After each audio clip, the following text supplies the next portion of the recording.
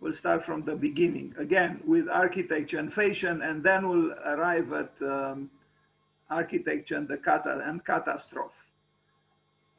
By the way, again, of the fact that today there are almost 2,000 years, I think 1,961 or 41 years since Vesuvius covered completely Pompeii and Herculaneum, these two important cities in ancient the ancient Roman Empire. And you know, 15,000 people died and so on. But let's begin with a happy side of the coin, so to speak, with architecture and fashion. And that's because I have a kind of a dialectical mind. I like to oppose continuously one side to another and to kind of a comparative way of addressing certain issues. So please do not be, you know, confused by the fact that I start with architecture and fashion. So this is what amusingly Oscar Wilde said, that fashion is a form of ugliness so intolerable that we have to alter it every 6 months. But this is not what most people think. Most people think fashion is great and is beautiful. But Oscar Wilde has a sarcasm which is addressed to the, you know, the superficiality of fashion in essence. Okay, Barbara Kruger. This was, maybe she's still alive, an North American artist who made this artwork. I shop, therefore I am. And it is true. In late capitalism, we are obsessed with shopping because in a certain way, at bottom, our lives are kind of empty, you know, and if we don't shop, we feel that emptiness. So we need to shop, whatever, you know, certain kinds of food or anything, just to shop. I shop, therefore I am. Of course, she is paraphrasing Descartes, who said, I think, therefore I am. But here we arrived where we replaced I think, therefore I am with I shop, therefore I am.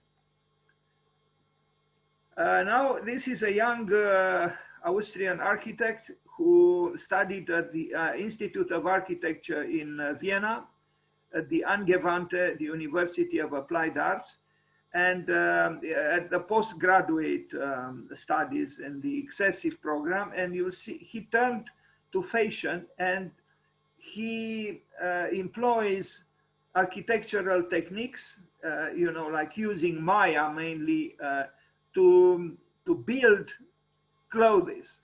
I intentionally use the word build because they are in a way architectural.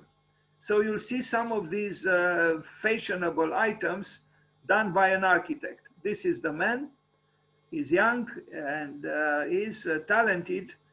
You'll also see his diploma work, which is, you know, by some standards could relate to the theme architecture and catastrophe. But the accessories he designed are very connected with the architecture he does. Of course, these are 3D printed, and you see obviously the return of the ornament, and they are, you know, approximating possible new kinds of architecture, which are not so new after all, because the remote past had intricacies and complexities that were not far away from this. But these are not architectures per se, they are just fashion items. And he is recognized, and he works with another designer, fashion designer. And so, you know, yes, this is what a young architect does, kind of a, you know, side dish, but maybe he gave up on architecture to an extent, and he just uses the skills he got in the architecture school to do these things. Now here he is with Iris van Herpen, irrigatory, they call it, you know, some kind of, you know, let's call them clothes or clothing.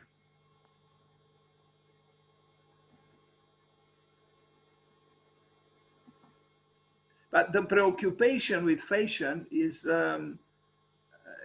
truly very intense these days. At least it was until the pandemic arrived. I mean, you know, the fashion shows very glamorous and, you know, very rich, and they happened very often. Why? Because I think essentially our lives are kind of boring, although there are many problems in the world, but instead of addressing them, or some of them, we prefer to forget about them by envisioning, because these are escapes from reality. This is what they are, this fashion. Of course, you know, they have also a positive role because they open up new vistas for aesthetic experiments. But in their essence, I think they show some kind of an exasperation. In traditional times and in traditional societies, you know, you had the same kind of clothing for all your life. And you had one set of clothing for working days and another set of clothes, maybe a little bit of better quality for, you know, the Sunday when you went to church. And that was it. And nobody got bored. And they were all dressed the same way. Now, this is inconceivable today for us. We need to change continuously, not to look only different from someone else, but also ourselves to look differently every single day. And I think this shows a certain despair, I think. This is a building, this is a fragment of his diploma work at the Angewandte in Vienna. And you see the relationship between his fashion items and his building. Okay, so this is his diploma work. The Vienna Concert Hall is an experiment on the degeneration of architectural primitives. So although we are talking about architecture and fashion, there is also some kind of a connection with the next presentation, which will be about architecture and catastrophe. And I don't know if you see very well, the images are a little bit small, but I think you can see. And you can see the catastrophe here, which it became fashionable in a way. You know, it's a broken up building, it's fragmented, it's distorted, is partly is ruined, and somehow it seems adequate for our time.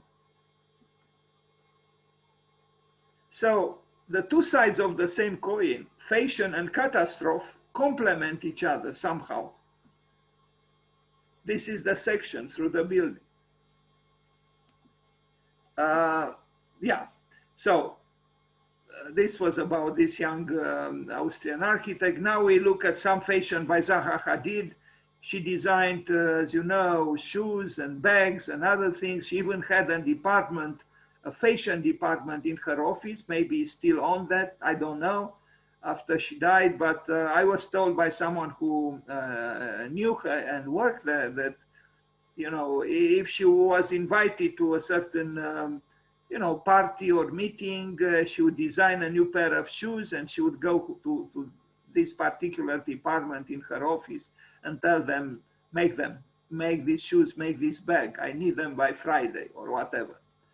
Anyway, so yes, fashion is appealing, you know, is taking us out of boredom, but it's only an illusion. And many times it's a delusion. And, you know, as such, it's problematic. So maybe Oscar Wilde was correct, you know, in his sarcasm. So this is a dress Zaha Hadid, you know, conceived. And I think at bottom she was also maybe disappointed by her very own life, despite the so-called success, or maybe even without so-called, because I think she was essentially very alone. Anyway, Rem Koolhaas, of course, he couldn't miss the chance to be part of a presentation about architecture and fashion. maybe you know this building he built in Seoul, the Prada transformer, which is kind of interesting, is this piece, I would almost call it, which rotates. So then the wall becomes a floor and the floor becomes the roof, and the functions of the pavilion change. So it's a building that rotates like a toy. And with what efforts, of course, and what expenditures, but Prada has the money. So why not attempt to escape boredom by rotating Kohlhaas cube until you know, we have the feeling that boredom is far away, but it's never like this. So you see in different positions the same architectural object, and I think in this case the expression architectural object is appropriate. In different positions it allows for different functions. In the position number 1, waist down, I don't know what that is. I guess it has to do with fashion show or something. Position 2, the lower left corner, it's a cinema. In position 3, art exhibition. In the position 4, special event. Again, whatever that means. And yes, it's interesting. But again, when you think about you know, the effort and the expenditures and so on, at a time when we talk about, well, it was built a few years ago, but still there is a little bit of frivolousness in it all, although yes, it is seductive, but it's also a commentary kind of on our lives today, when nothing is stable. There are no more you know, accepted truths. There is no tradition, and there are no foundations. This is a building without foundations. It rotates. It's a no. This is really an architectural object. But it functions. It functions. It doesn't matter the expenditures. Again, Prada has the money, so why not? We forget for a while about the catastrophe. We forget about Vesuvius. We forget about the eruptions and the lava that covered the city and 15,000 people died. We forget about the pandemic. We forget about climate change. And we are concerned with so-called beauty and with the continuously changing fashion.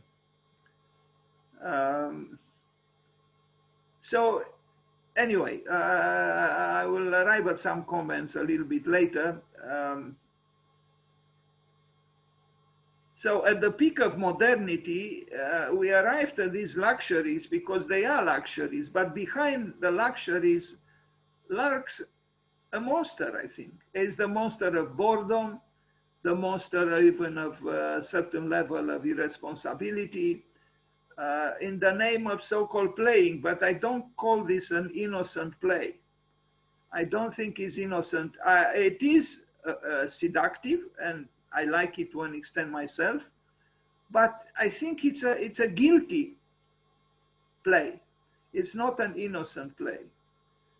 This is, you know, here you have the so-called architectural object by Kohlhaas, and here you have the church Saint-Pierre de Firminy-Vert by Le Corbusier. This is mobile and dynamic, this is static.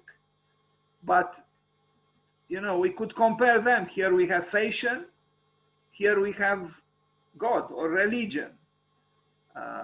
Regardless of, you know, you truly believe in God or not, or what kind of God, but the building itself was built for that function. So fashion, religion, fashion, religion. You could almost say fashion and catastrophe, although this is to push a little bit too far the relationship between religion and catastrophe. Anyway,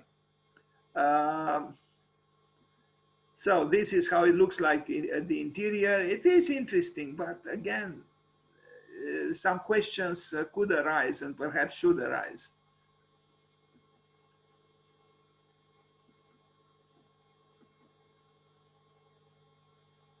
I've heard myself Rem Koolhaas in a conference using the word object many times, referring to architecture. And in this case, It is true. This is an architectural object.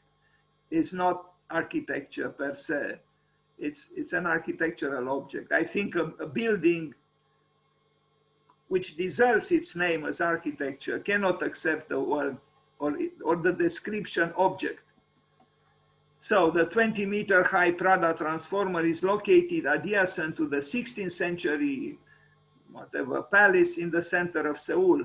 The pavilion consists of 4 basic geometric shapes: a circle, a cross, a hexagon, a rectangle, leaning together and wrapped in a translucent membrane.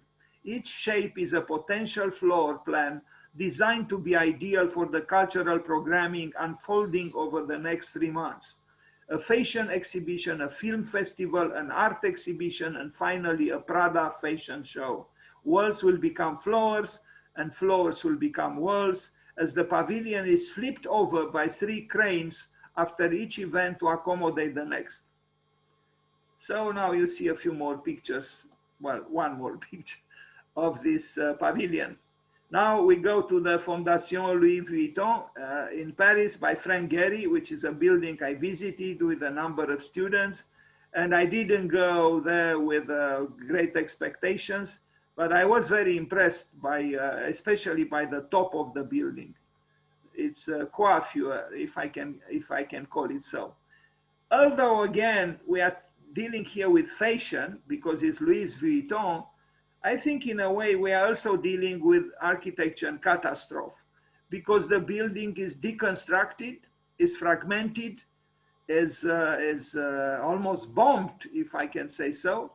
And it is very impressive, I confess. I was very impressed at the very top where that unbelievable structure is very coherent and at the same time very chaotic. Yes, at the base of it all stands the bag, the Louis Vuitton bag. You know, just a bag, a fashion bag. Of course, it costs a lot. You know, that bag costs thousands and thousands of euros. That's how this building came into being. But isn't it strange that instead of offering some kind of a certitude, it offers instability? So even architecture became unstable, nourished at bottom by an unstable fashion, which is in its very essence unstable because it has to change, as Oscar Wilde said, every 6 months. This is the plan of the building. It is a little bit kind of like a fish. Maybe, you know, Frank Gehry was obsessed and maybe still is by the fish. Maybe even somewhere in a religious way, maybe, although his religion is not Christian, but yes, very interested in the fish. Now look at this. It is to me it is amazing that this was built, and it is built very coherently and very well. And it's very complicated. I mean, try to imagine these beams are, you know, they are curved and sometimes a very slight curvature, you know, like here. You couldn't, I mean, you couldn't even draw this manually, forget about building it. And there are incredible articulations here where all these architectural elements meet in a, no, truly, it is an amazing work. And without the technology that he uses, this would not have been possible. It's impossible to do something like this without the help of the most powerful and sophisticated technology. I am far from being a technocrat, I'm not. But I admire, you know, when works of such complexity come into being. Look at this. Look just at this detail, and it's one of many. You know, I mean, how could you draw this? How could you even draw this manually? You can't. And it's done. It's built. It was done rigorously. You know, they had to be very precise. And they are very precise. So here you have, through the most precise means, arrive at some kind of a chaotic architecture. And look at the scale. I mean, you know, some of these constructive elements are, you know, The width is as the height of a human being. They are huge. So you see, it's kind of interesting. You have fashion, you know, a bag, a banal bag in the end, you know, doesn't matter. It uses, I don't know what of expensive leather, crocodile or whatever, lizards. But based on that fashion, you know, you have this building now being built. And you know, people stay in line for hours to get into the building. I am impressed. I mean, you know, just look here, you know. You know, this is more than 3 dimensions. You know, this is, you are in a web of relationships that without a very complex technology, it would not have been possible. Look at these lines, they are perfectly parallel here. But God, you got the meaning of what I try to say. Look, you know, and this is a so-called small detail in a very large building. So, you know, maybe Bernini himself, who influenced Frank Gehry without himself knowing it, of course, Frank Gehry said that he was influenced and inspired by Bernini. I think Bernini would have been astonished by this, you know, contemporary work.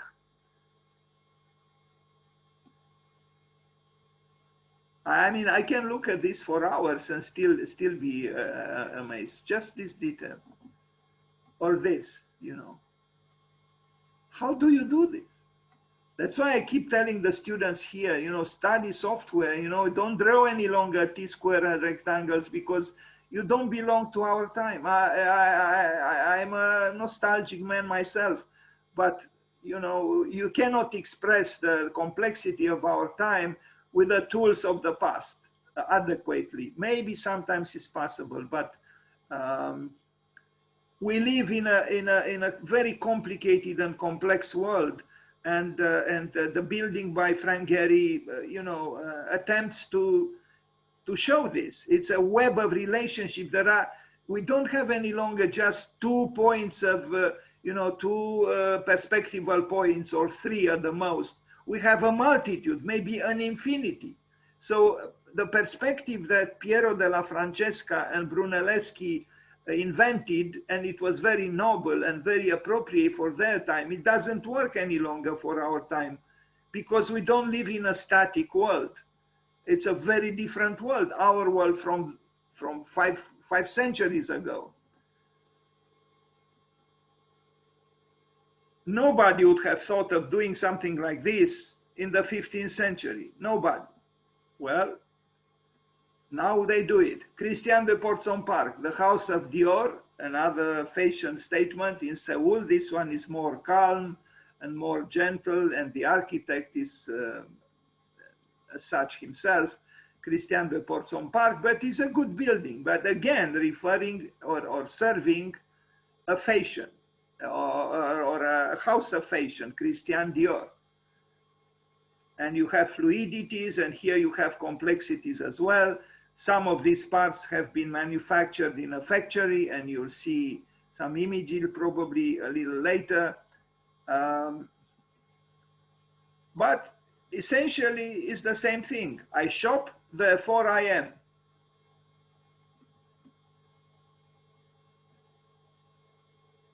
A multitude and the multitude of shoes, you know, as if we don't have enough shoes in the world. And yes, there are many people who can afford to buy shoes, but we are talking here about an elite that has no problem to spend thousands of euros on a pair of shoes.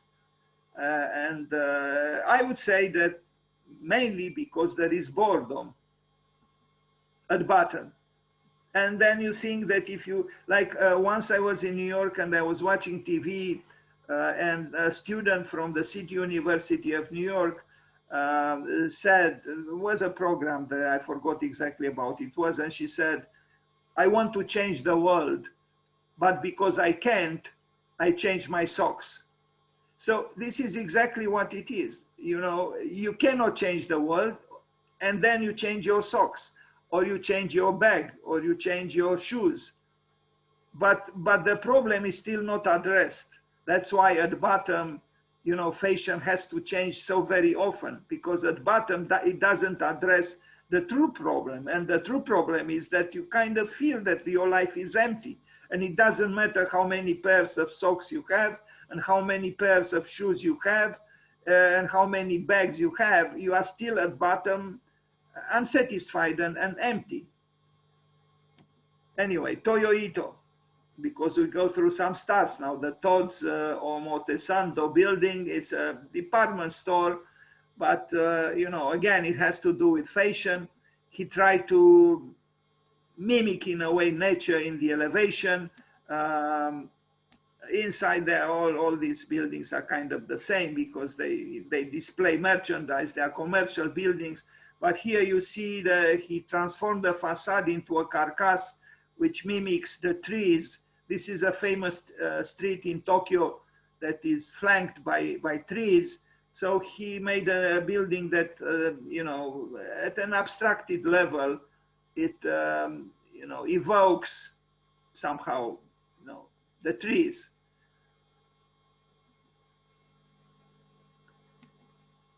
But someone more traditional in his or her perception would feel the catastrophe here too, because, you know, it's not any longer the vertical and the horizontal, so very reassuring in the, you know, clear-cut dialogue. Here we have, you see, diagonals and the madness of, you know, it's kind of a, you know, doodle or doodled facade. It's disorienting to an extent.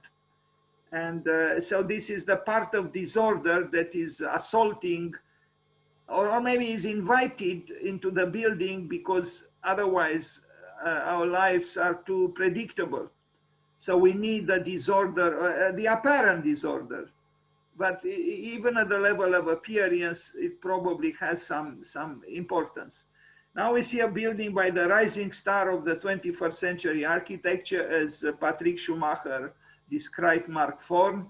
He is working with scripting and programming. He designed this pavilion for Louis Vuitton, which I think is horrid, but it shows the arrival of textile work and weaving into architecture. So it's some kind of an embroidered interior. I don't like it at all personally, but you know, this is beyond my liking. I only show that fashion is continuously provoking itself and ourselves with new forms of display, because it's in its very nature to change continuously. This is also, you know, 3D printed and so on. And it's done very rigorously, but the aesthetics are so very different from what we saw done by Frank Gehry. And although the buildings were probably, I mean, this is a pavilion inside the building, but we can still call it a building to an extent.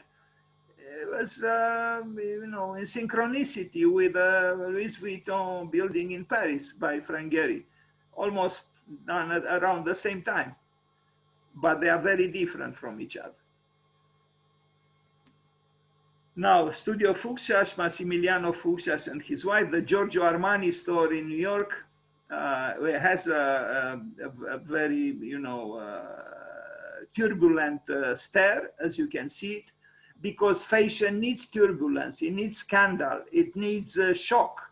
And it's the shock of the catastrophe in a way, you know, but it's a masked catastrophe.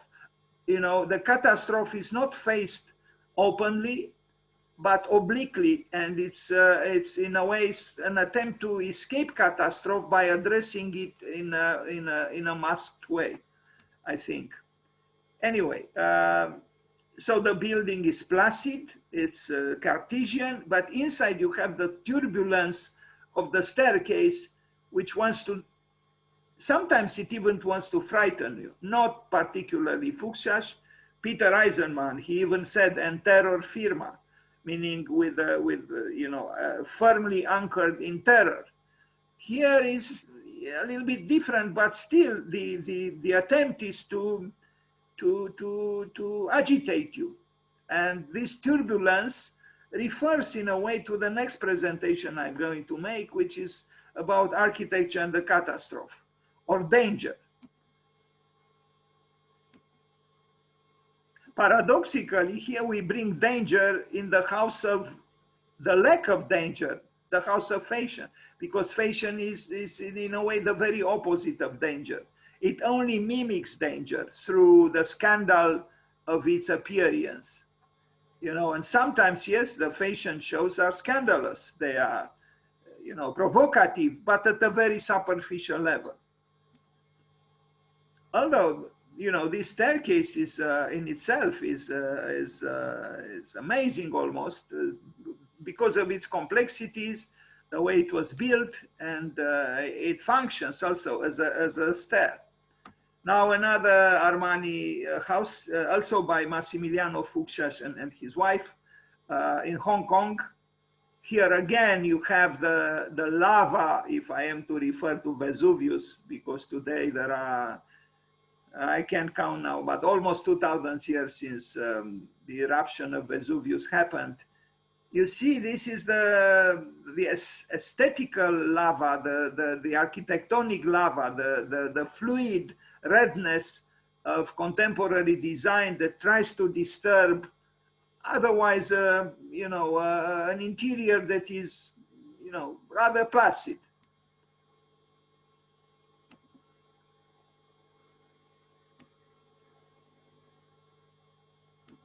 So the same architects as in the previous Armani store, they are friends actually, Armani with Massimiliano Fuchsas.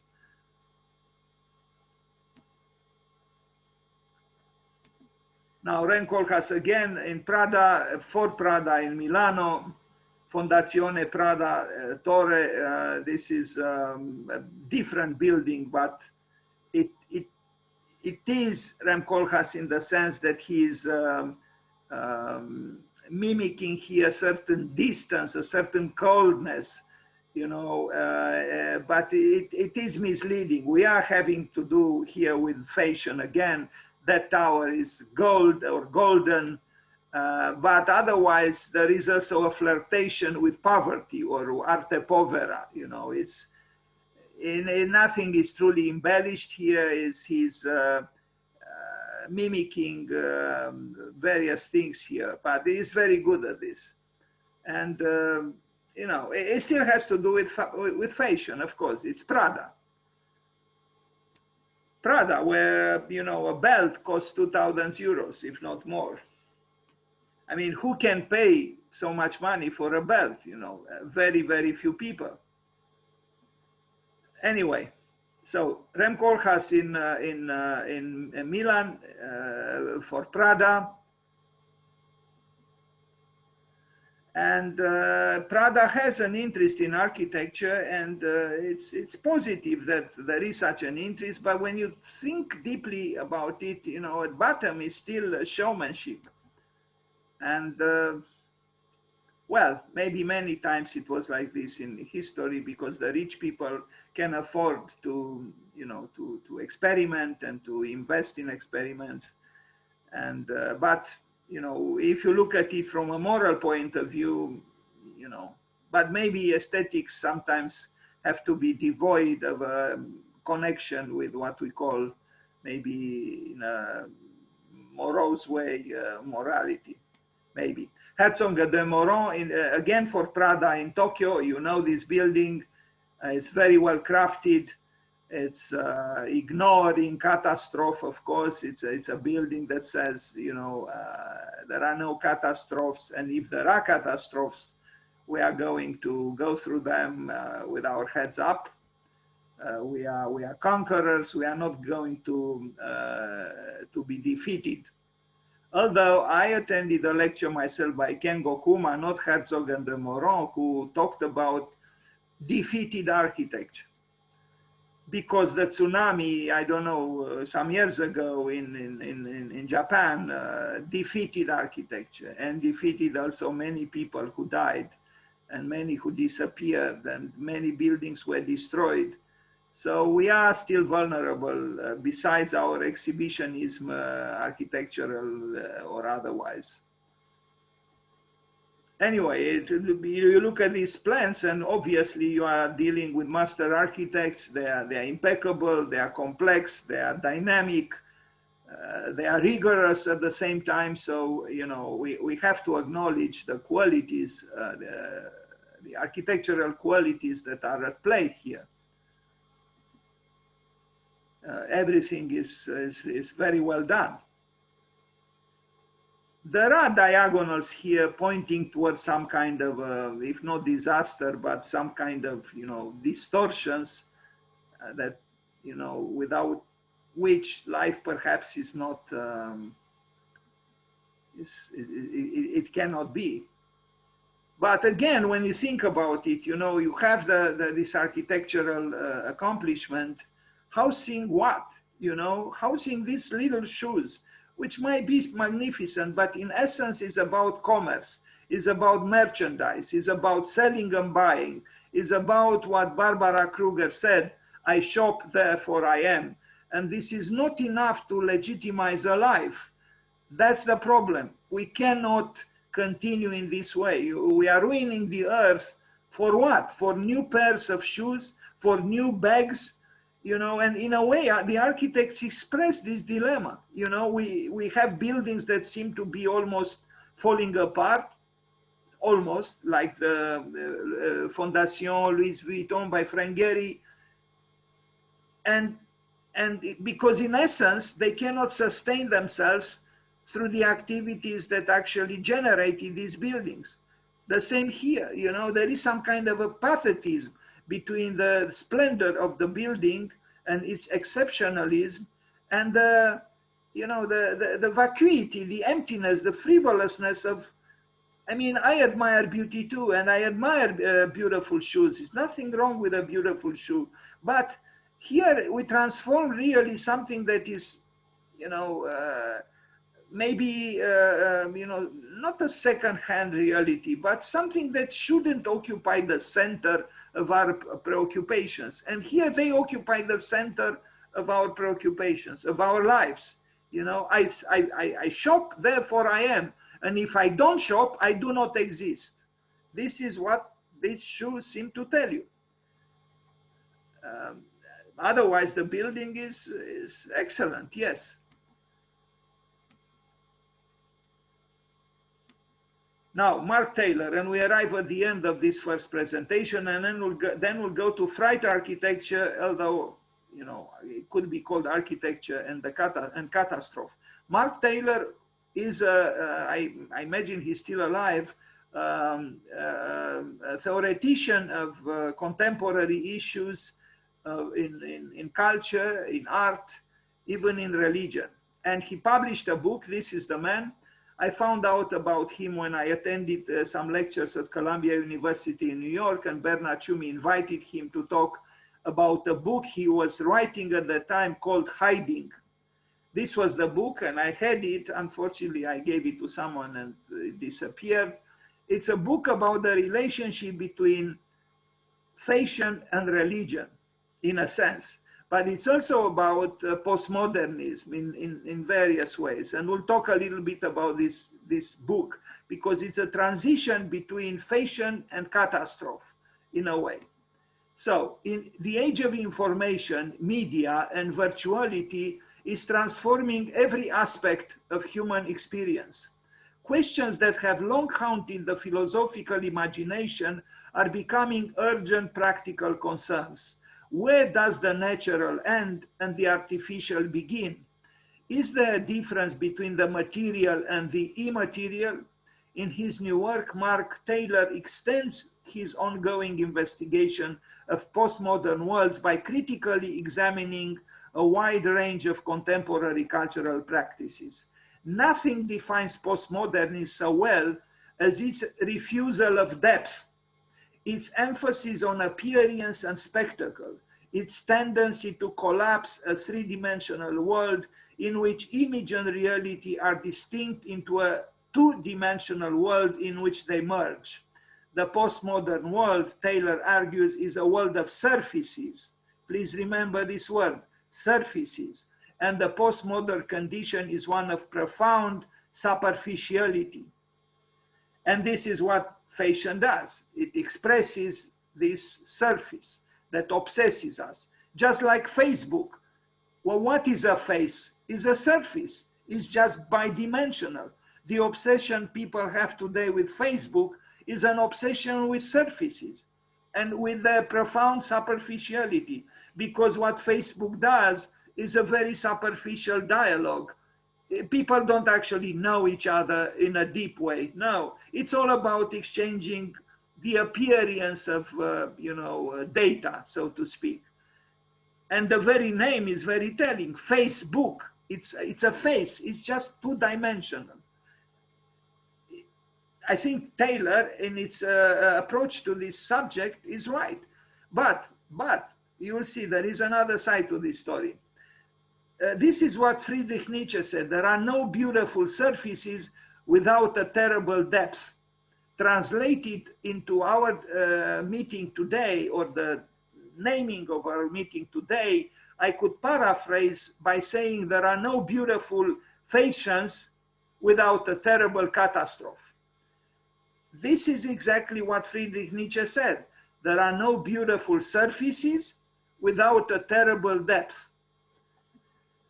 For many cultural commentators, postmodernism's inescapable play of surfaces is cause of despair. Taylor, on the other hand, shows that the disappearance of depth in postmodern culture is actually a liberation replete with creative possibilities. Taylor introduces readers to a popular culture in which detectives, the postmodern heroes of Paul Auster and Dennis Potter, lift surfaces only to find more surfaces, and in which fashion advertising plays transparency against hiding. Taylor looks at the contemporary preoccupation with body piercing and tattooing and asks whether these practices actually reveal or conceal. Phrenology and skin diseases, the religious architecture of Las Vegas, between quotation marks, religious, the limitless spread of computer networks, all are brought within the scope of Taylor's brilliant analysis. Postmodernism, he shows, has given us a new sense of the superficial, one in which the issue is not the absence of meaning, but its uncontrollable ecstatic proliferation.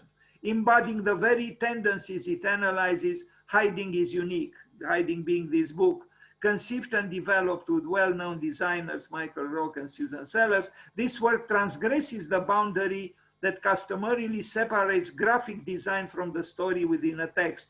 The product of nearly 3 decades of reflection and writing, Hiding opens a window on contemporary culture. To follow the remarkable course Taylor charts is to see both our present and past differently and to encounter a future as disorienting as it is alluring. And now we go to the second presentation, which is in a way about this hopefully never to arrive future, which is as disorienting as it is alluring.